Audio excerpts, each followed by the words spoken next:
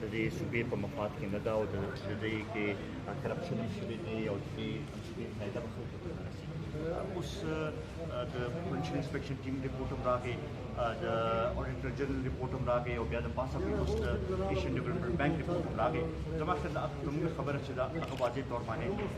ثابته شوه او موږ دا ګڼو چې دا اوس د نیب لپاره یو ټیسټ کیس دی چې هغه دې ثابته کړي چې هغه انډیپنډنټ اداره ده او هغه بایس نه ده، ځکه چې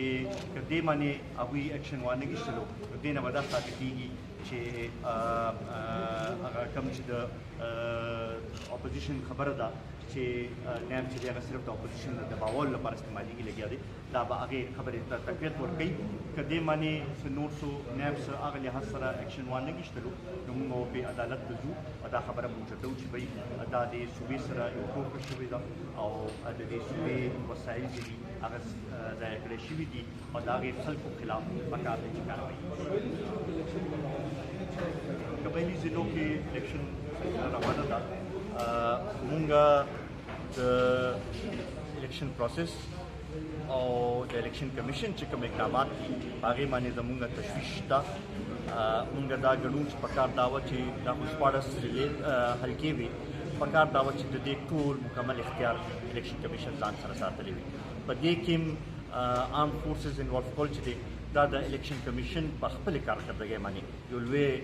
سوالیه نشان جوړېږي او دې سره سره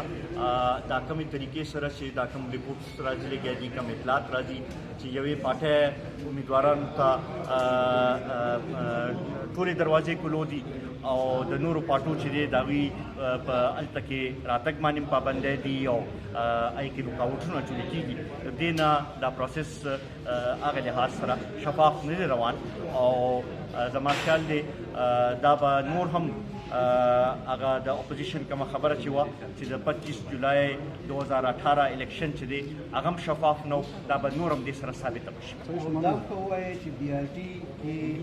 په دغه کې څه دغه شوي دي، بېقاعدګانې شوي دي، ایشین ډیولپمنټ بانک ریپورټ څه وایي په دې کې لکه نیب خو لکه د کرپشن په دې کې څه خبره راغله؟ دې کې بنیادي طور باندې ایشین ډیولپمنټ بانک چې کوم خبره اوچته کړې ده هغوی دا ویلي چې کوم اوریجنل پلان جوړ کړی شوی و د هغې نه منصوبې نه ډیویشنز شوي دي او هغوی دوی داسې ځایونه ښیي چې د هغې د وجې نه د خلکو ته هم نقصان رسېدی شي او دا منصوبه مکمل چې دی هغې ته نقصان هم رسېدی شي او منصوبه ناقص مټیریل خبره هم پکې شوې ده. د هغې په حوالې سره او بیا د کانټراکټرز د ځان نه بعضې مټیریل استعمالولو خبره هم شوې ده. هغې حوالې سره دا د نیب یو کیس جوړېږي. یا دې کې دا خبره هم شوې ده چې ایشین ډیولپمنټ بانک چې کوم هدایت ورکړي کوم ګایډلاینز ورکړي هغه هم هغه لحاظ سره فالو کړی شوي نه دي او د دې کوم دې باندې چې نګراني کولو هغه هم هغې لحاظ سره صحیح طریقې سره نه ده شوې. په دغې حوالې سره صوبایي حکومت د دې ذموار دی. مونږ دا ګڼو چې که د دې منصوبې د وجې نه د دې صوبې خلکو ته نقصان ورسېد، څه حادثه وشوه، د هغې ټوله ذمواري چې ده او په صوبایي حکومت او په پاکستان تحریک انصاف باندې به رسېږي.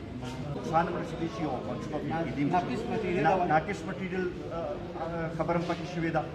د هغې په حوالې سره او بیا د کانټراکټرز د ځان نه بعضې مټیریل استعمالولو خبره هم شوې ده. هغې حوالې سره دا د نیب یو کیس جوړېږي. یا دې کې دا خبره هم شوې ده چې ایشین ډیولپمنټ بانک چې کوم هدایت ورکړي کوم ګایډلاینز ورکړي هغه هم هغه لحاظ سره فالو کړی شوي نه دي او د دې کوم دې باندې چې نګراني کولو هغه هم هغې لحاظ سره صحیح طریقې سره نه ده شوې. په دغې حوالې سره صوبایي حکومت د دې ذموار دی. مونږ دا ګڼو چې که د دې منصوبې د وجې نه د دې صوبې خلکو ته نقصان ورسېد، څه حادثه وشوه، د هغې ټوله ذمواري چې ده او په صوبایي حکومت او په پاکستان تحریک انصاف باندې به رسېږي.